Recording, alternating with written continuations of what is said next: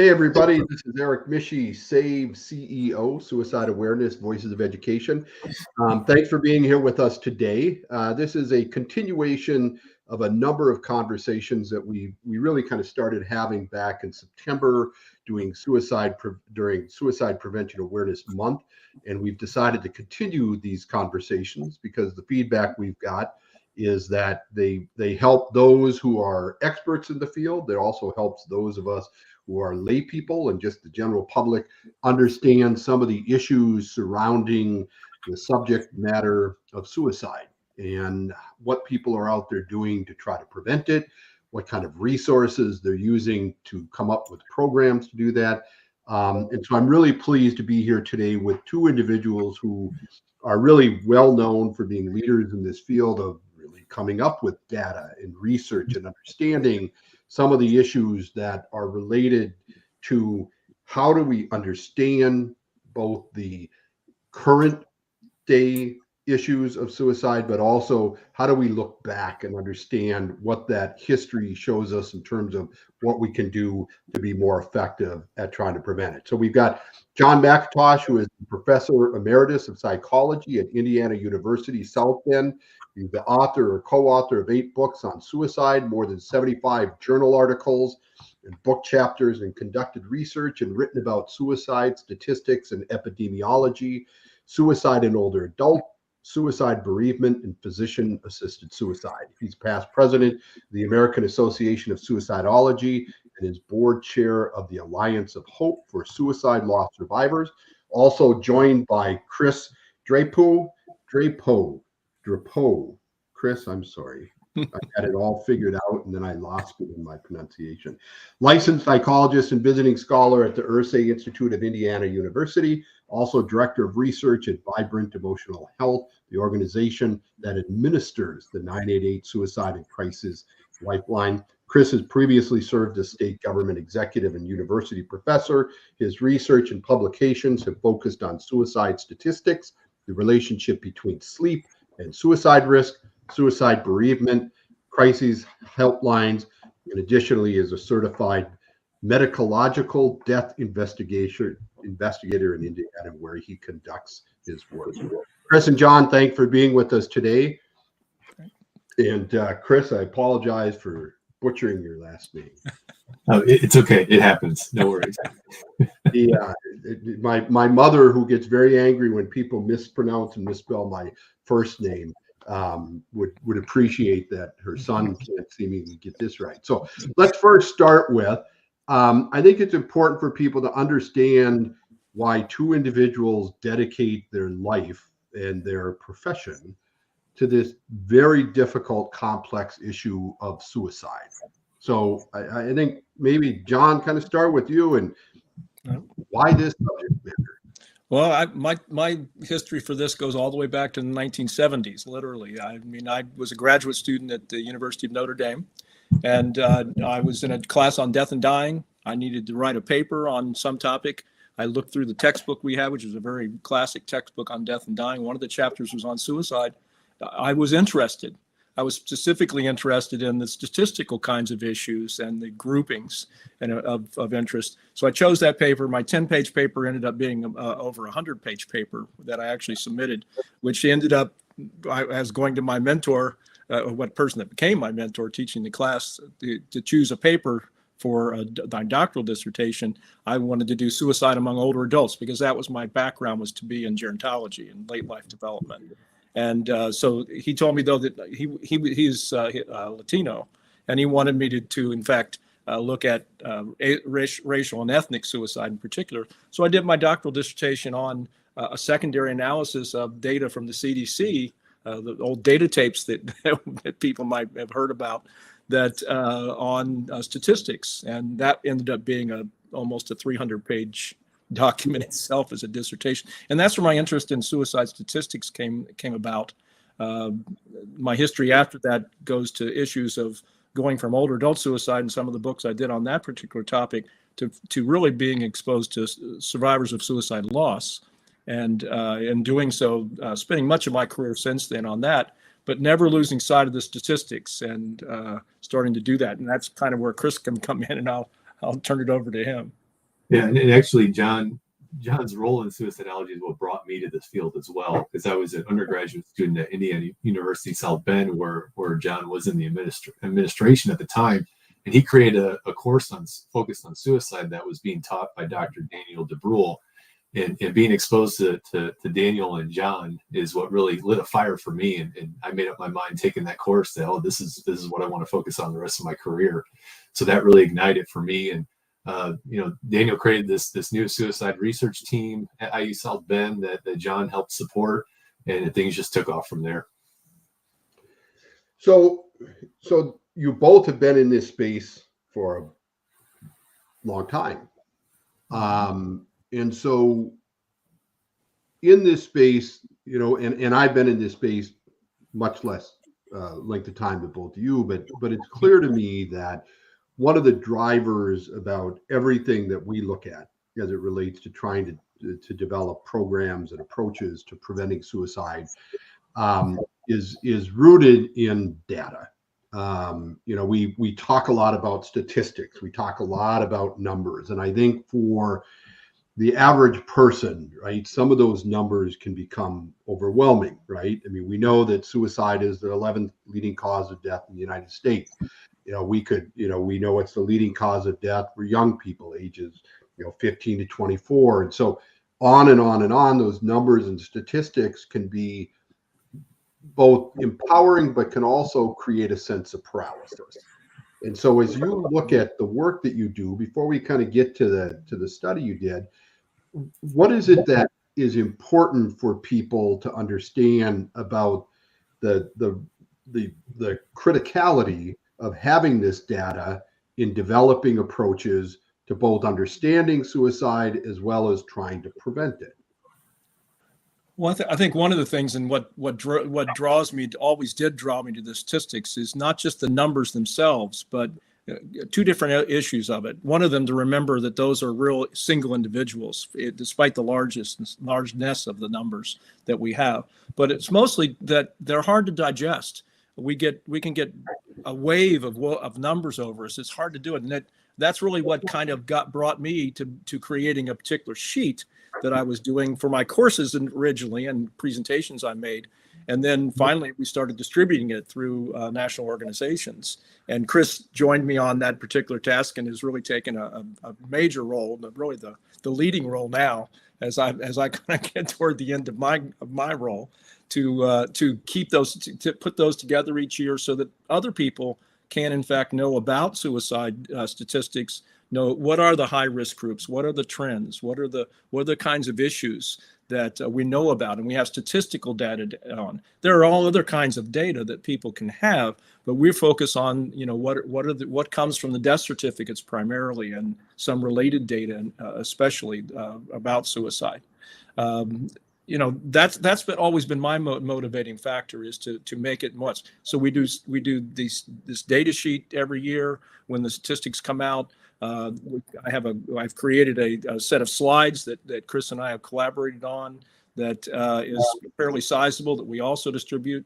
We're distributing it now free for people through the national organization.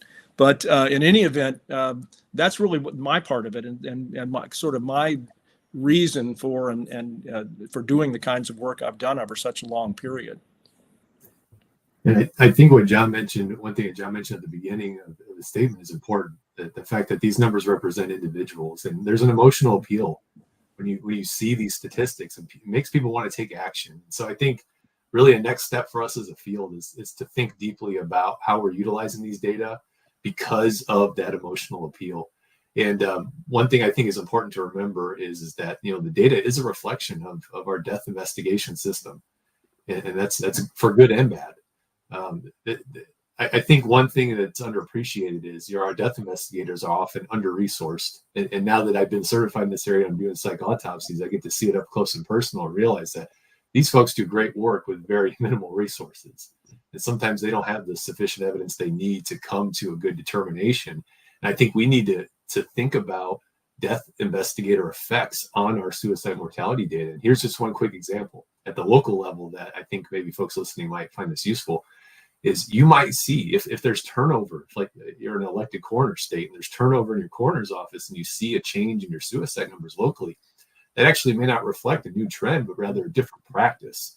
And I think that's something we have a hard time keeping track of, is how different practices across counties in the state and across states, how that shows up in the mortality data. And this is something that's been debated for decades, if not centuries, how this is so difficult to do. But I'm really grateful to John to try to aggregate it, pull it all together just to get a conversation going so people can dig deeper into this. Yeah, we have on our banner here, we have those stats that you all put together on our website. Folks can go to that. And Chris, you brought up an interesting issue here, because that the numbers that we look at today, right, we could actually be higher, right, based on what it is we do and what we don't know, right? The likelihood that they're lower is probably less likely than the idea that they're most likely higher than that. And to your point, again, it's kind of like with most things, it depends on, whose eyes are looking at data and research and things like that. You may end up with, the facts may be the same, but the interpretation may end up being somewhat different. So, so let's jump into the study, because it is important for people to understand that there are folks like you guys out there who have committed yourselves in your professional life to digging deep and getting into the data. And so you recently published a Suicide in the USA, a decadal study from the 1930s to the 2020s. And so let's first talk about why it was important to do that study, and then let's dig into kind of what is it you found, and then what do we do with that information? Okay. Well, the study really came about partially because of the CDC's release of data for 21, 22, those years, and talking about how much the rates had increased and the levels really reaching beyond what it had been, and following what's been a trend since at least the late 1990s up to currently. There's been essentially an increase in suicide, but the problem that I had when I looked at those kinds of things is that almost all of the discussions were short-term discussions about what happened in the changes, and it ignored sort of what had gone on previously in the data.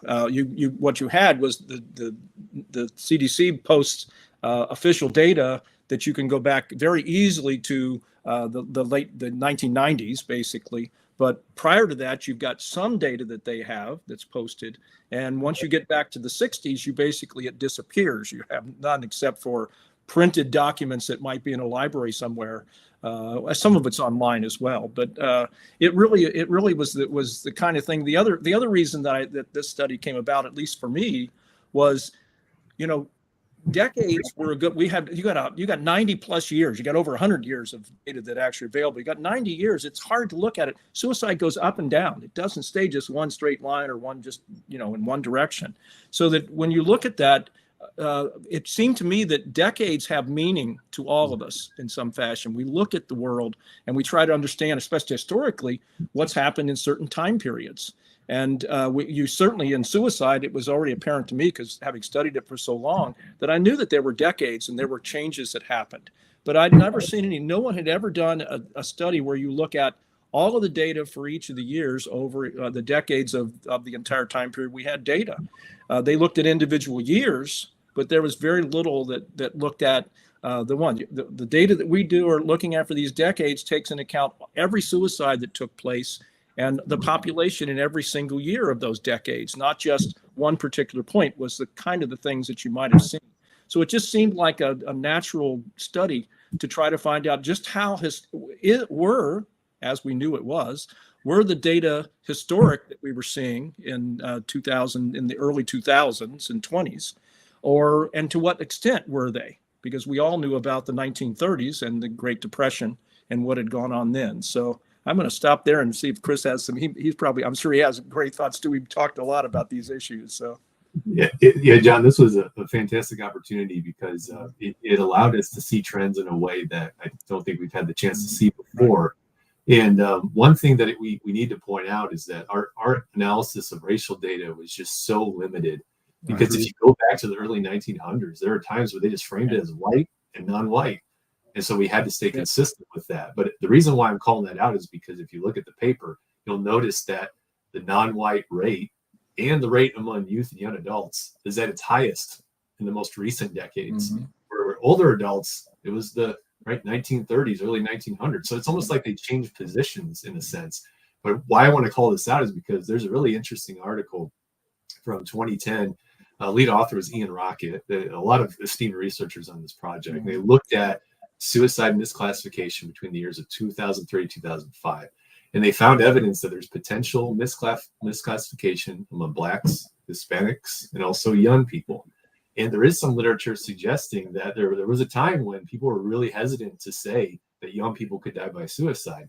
And so this is what leads me back to that death investigator effect is, are we seeing this flip because it's an actual increase in risk, or is it a less of a hesitancy among death investigators to label deaths as suicides in these groups? That's a big question mark for me coming from this study with John, which is why we did it, to try to bring up these questions that people can investigate further. You know, we just seen a release of the third national strategy for suicide prevention, right? Which is kind of the federal government's way to create some blueprint for how we address, the issue of suicide and suicide prevention. And one of the issues that's clearly front and center in that document this time around is this concept of dealing with equity as we deal with suicide prevention. So as you look at what you're studying, how do you think your findings help us better understand our need to deal with that issue of equity in the area of suicide prevention that we may not have done in the past? Well, one of them, certainly the most obvious of those, is the actual collection of data and looking at it with these various kinds of groups. I mean, they're now the federal government, through the Census Bureau in particular, and their collection and their cooperation in these kinds of processes, are collecting specific racial and ethnic information that is just like 40 or 50 categories. Whereas before we were only two that we could go all the way back with: white, non-white, or white and all other, which is what it was originally when you went back to the oldest.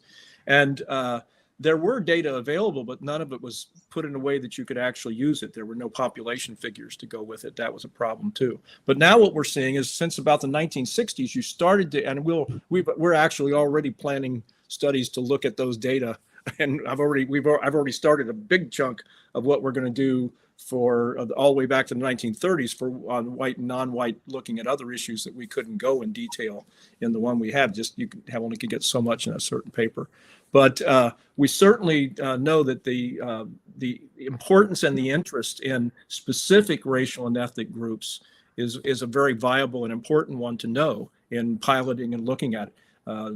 Those kinds of measures have always been around, and people paying attention, trying to put prevention measures in place for particular racial and ethnic groups, particularly Native American Indian populations, and in particular the Black populations, to a lesser extent the Asian populations, although that doesn't mean it's non-existent. It's just much lighter in tone. But to me that was the most basic of things, and from our standpoint, that's what I can feel like that we can address in trying to get better data and making it available. There's a big change only since 2018, where the data are finally addressing many of those issues, and going forward, it's going to be a different case than it has. That certainly is going to address that issue of equities that you mentioned, Eric, and certainly I think we're going to get much better data. But it also says we're not going to be able to go back and really look at what that was before, because the data weren't sliced that way. You couldn't get them that way. So there's optimism there, and I think to add a layer to this, locally, for advocates and anyone who's connected with coroners and medical examiners, it's how do we help ensure that the right determinations are being made in terms of race and ethnicity? Because if a next of kin is not a family member who has that information, that could impact what goes on the death certificate. And, there are, I think, exemplars out there like the state of Utah. I believe that they've come up with a way to collect sexual orientation. I might be wrong about that, but I've heard that they've come up with a way to partner with the death investigators in their medical examiner system to get better, higher quality data in this area. Because again, that's always going to be the issue we have to consider is how is the data being collected? Is it being done in an accurate way? And there's some research that has looked at this, even Hispanic designation being misclassified on death certificates. There's some literature out there that touches on that. So this is an area we'll have to dig into. But to John's point, we have so much, we have many more categories now that we can work with than in the past, significantly more. And that bodes well for future analyses as we get more and more years of data with these categories available. Yeah, I mean, I think the National Institutes for Mental Health just released a study 2 or 3 months ago. It talks about what is an alarming increase in suicide and suicide rates among preteen kids, and particularly preteen kids who are African American kids and Hispanic kids, and in those communities that as you pointed out, a lot of those data sets in terms of describing those particular classifications just simply haven't been existent. So being able to have that moving forward, enormously important as we try to deal with what is, again, a really disturbing trend that we're seeing within that age demographic. Back in September, CNN posted a story. I wouldn't say that there was a lot of attention paid to it, but the headline was, "Decades of national suicide prevention policies haven't slowed the deaths." And so I want to kind of go into the study and have you maybe hit the high points or the pieces there that whether you do that by decade or maybe a general kind of description of what is it that you found that you either found surprising, or even addressing a story like CNN, does that really put that kind of headline and that sense in context that despite all of these efforts, maybe it's not making a difference? Yeah, I mean, that brings my mind up from my very beginning in suicide prevention issues is, you can't show prevention and you can't show the deaths that you didn't have. It always makes me wonder if the numbers are where they are now, what could they have been? Did we not have the kinds of therapy and the kinds of interventions and the kinds of processes that we have now to deal with suicide prevention? So it's always one of those that, yes, it's gone up, but it's difficult for me to embrace and accept the idea that it really hasn't done anything and that it's continued to go up. I just wonder how much it might have been higher and more affected by it. I think the thing that this study really showed to me from an overall standpoint was that the 1930s were in fact a very peak time for suicide, and the Great Depression obviously being the most obvious factor. I'm sure it was clearly not, as in all suicide. It's never a single factor in anything that goes on, but it certainly is one of those backgrounds that affects virtually every single person, and certainly suicide in that time period being the highest.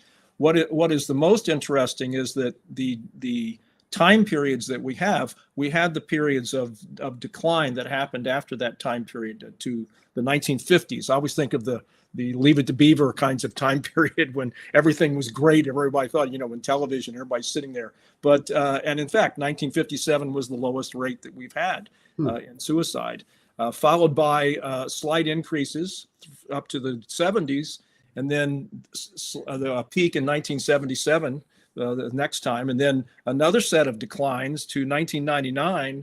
And now we're in this phase from 1999 to current that has been pretty much not continuous, but a steady and clear increase in rates throughout that whole time period. Whereas finally we got to both 2018 and 2021, those having the highest rate that has occurred in the U.S. since 1938, which is the last time that the rates were at that level. Those were below what they were at the highest peak in the early 30s.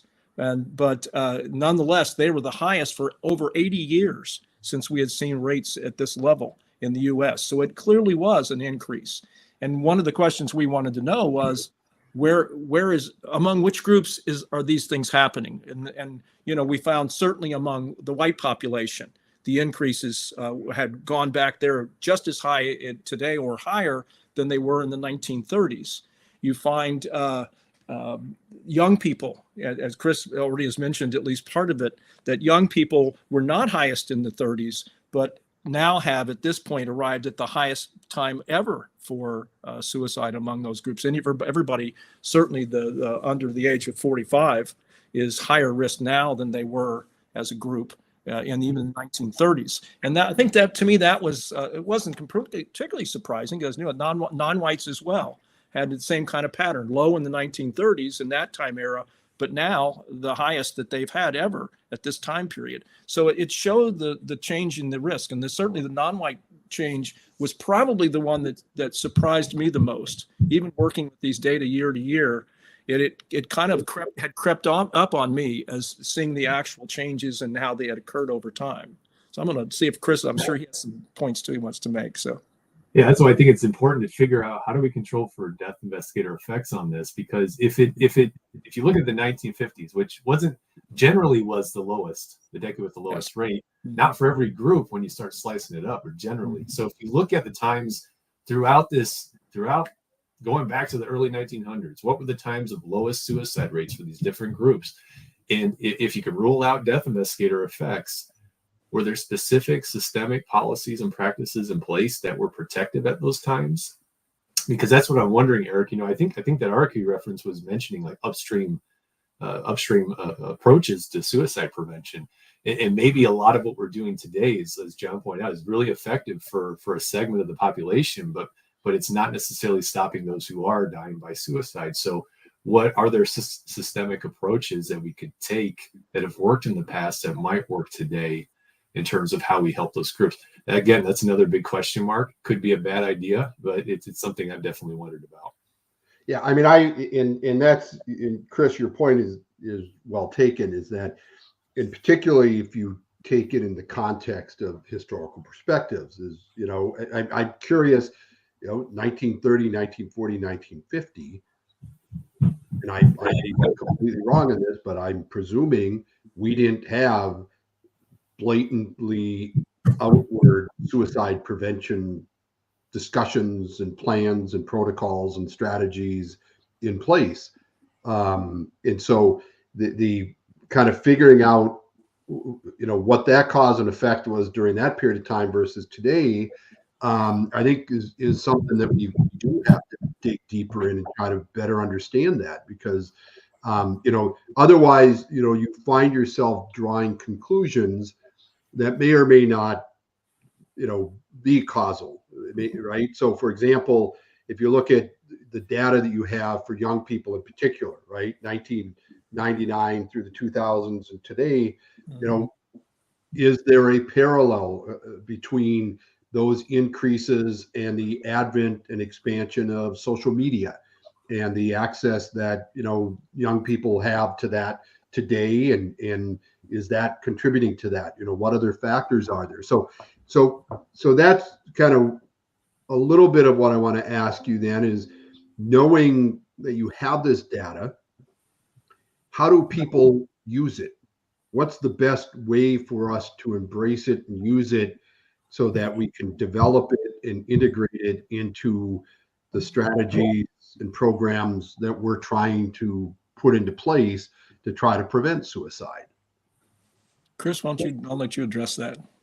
Yeah, sure. I mean, my reaction to this is to be cautious and to keep investigating, to keep exploring, because I think we have a tendency to take these data and run to the presses sometimes because we get excited about it. We want to take action. We want to prevent people from it being in harm's way.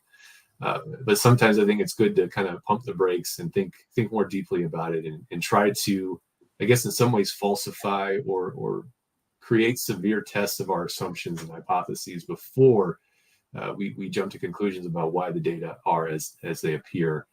So, I mean, that's my reaction. I think at a local level, this is important to do because, it is overwhelming, the data definitely are. But stopping and asking yourself, where did this data come from? How could it be impacted locally? How is my collaboration with my local, coroner or medical examiner's office? And are there any partnerships I could explore there? There's not always interest in teaming up on these things. The local death investigators may feel like they're on top of things, but I think building those partnerships better in suicidology, I think could benefit both worlds in a way that maybe we're lacking today. And I know there's groups that are already making a lot of headway with medical examiners and coroners, but that's where I would go next. Well, as I said at the beginning, a half hour is going to go pretty fast, and there is so much more that I'd love to discuss. But as we kind of wrap this up a little bit, what do you do next? What do you two do next with this? Or what are you doing now with this? Well, I said one of the main things we're doing right now is we're expanding this beyond just the single variables that we looked at in this first study because of what we could get into a manuscript. We're now looking at the interactions of those, so that we're getting age by sex by race kinds of issues. Still focusing at this moment on white, non-white, but both of us have in mind already to do that in a much more granular fashion where we can look at the individual groups to the extent they're available. And I think even making available the data that have been collected for the specific groups we can, and showing what that history is, will help as we go forward. Because again, a lot of people don't delve very deeply into what the background has been for the data that they're looking at. Yeah, and Chris, your admonition to kind of ponder this, reflect on it, think about it, and not make bold assumptions. Important and wise words. I think we have a tendency more often today than not to seize on something that fits our narrative, whatever that may be, and want to kind of run with that. So, well, I want to thank you both, first of all, for the data and the work that you've done over the past many years, that we have on our website, that we have been able to share with the public and the press and others through the years, been enormously helpful. So thank you both for that work. Thank you for the work that you've done on this study. I'm looking forward to digging deeper into it. And again, I know you're both busy. I appreciate you taking time to spend some time with us today to talk about the work that you're doing. Thank you. Thanks, Chris. Yeah, thanks, Eric. Thanks, man. Take care.